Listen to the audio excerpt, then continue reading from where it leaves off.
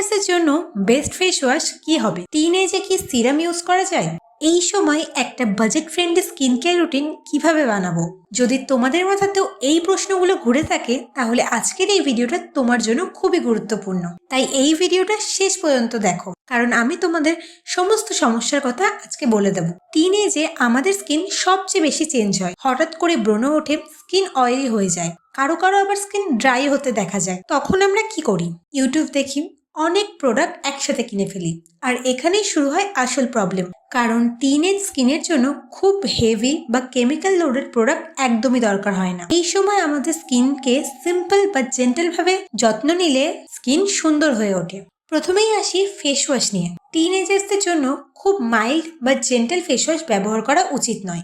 যদি তোমার স্কিন খুব অয়েলি বা অ্যাকনি প্রোন হয় তাহলে ডার্মাকোর স্যালিসিলিক অ্যাসিড ফেস ওয়াশ ব্যবহার করতে পারো। এছাড়াও যদি তোমার বাজেট সমস্যা থাকে তাহলে clean and clear face wash ব্যবহার করতে পারো, বা সিম্পলের ফেস ওয়াশও খুব ভালো একটা অপশন। কিন্তু ফেস ওয়াশ দিনে দুবারের বেশি ব্যবহার করবে না। এবার আসি সবচেয়ে কমন প্রশ্নে, টিনেজে কি সিরাম ব্যবহার করা যায়?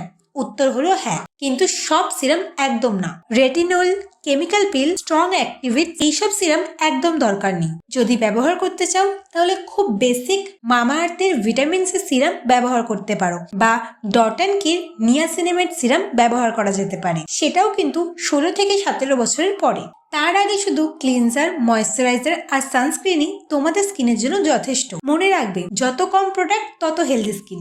এবার বলবো একদম budget friendly skin care routine কিভাবে বানাবে। সকালে একটা জেন্টাল ফেস ওয়াশ দিয়ে মুখ ধুয়ে নাও, তারপরে লাইট জেল ময়েশ্চারাইজার লাগাও।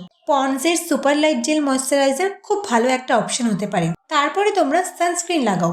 সানস্ক্রিনের জন্য তোমরা ব্যবহার করতে পারো ল্যাকমে সান এক্সপার্ট বা ডট অ্যান্ড কির সানস্ক্রিন, অথবা মামাআর্থের সানস্ক্রিন ভালো হবে। এই তিনটে জিনিস যদি তুমি নিয়মিত ব্যবহার করো 70% স্কিন প্রবলেম এমনিতেই কমে যাবে। এরপরে কিন্তু রাতেও আবার মাইল্ড ফেস ওয়াশ দিয়ে মুখ ধুয়ে নাও, তারপরে একটা ময়েশ্চারাইজার লাগিয়ে ঘুমিয়ে পড়ো। সপ্তাহে একদিন মুলতানি মিট্টি ফেস প্যাক ব্যবহার করতে পারো যদি তোমাদের স্কিন অয়েলি হয় তাহলে, কিন্তু সপ্তাহে একবারের বেশি ফেস প্যাক ব্যবহার করো না। সবচেয়ে ইম্পর্টেন্ট কথা, টিনেজ বয়সে হেলদি স্কিনই সবচেয়ে গুরুত্বপূর্ণ। এই সময় যদি স্কিনের উপর বেশি এক্সপেরিমেন্ট করা হয় তাহলে স্কিন ব্যারিয়ার নষ্ট হয়ে যেতে পারে। তোমাদের বয়সে সিম্পল রুটিনই বেস্ট স্কিন কেয়ার। ভিডিওটি ভালো লাগলে অবশ্যই লাইক করো আর কমেন্ট করে জানিও তোমাদের বয়স কত আর তোমাদের কি ধরনের স্কিন।